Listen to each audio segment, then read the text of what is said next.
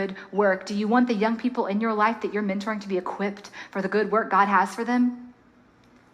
We need to teach them the truths of God. We need to teach them to love the truths of God. We need to teach ourselves to love the truths of God. And that's what I mean when I say make a plan. There has to be a plan, and it has to include truths that are bigger than us, because that's what helps us stand firm in this world.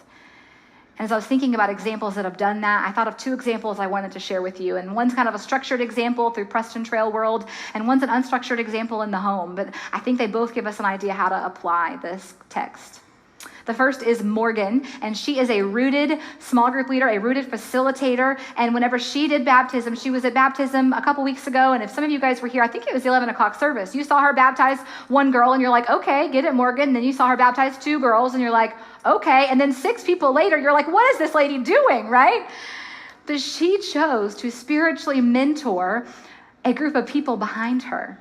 You see, she didn't choose to just sign up to lead a rooted group to make friends. She chose to spiritually mentor those that were a generation behind her. And that's what she did. And that's what she got to be a part of. And when I asked her if I could share that story, because it was just so beautiful, she said, well, you know what? I wouldn't have had that moment if I hadn't first been poured into too.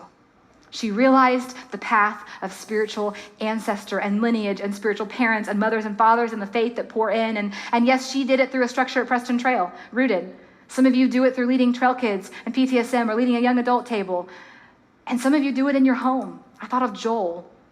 And Joel, he's been posting on Facebook, and I've been seeing it. He does hot Bible, hot breakfast.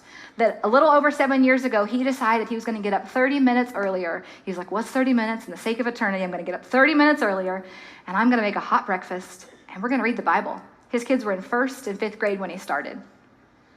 And here he was, this is November of last fall. This was him celebrating that they made it through the entire Bible. And it took them 7 years, but they made it through the entire Bible with a father mentoring his children. And I have no doubt when those children go off to college and they leave, they're going to have stories to tell about their dad doing hot Bible and hot breakfast. That's going to last. It's going to stick with them. And so for you, whether you're thinking through a structured example at church of how to do this, or you're thinking of something in your home, whether it may be the whole Bible, or you may be like, maybe start with one book of the Bible, which is totally fine, right? The Gospel of John is a great place to start. Or Philippians is a great place to start.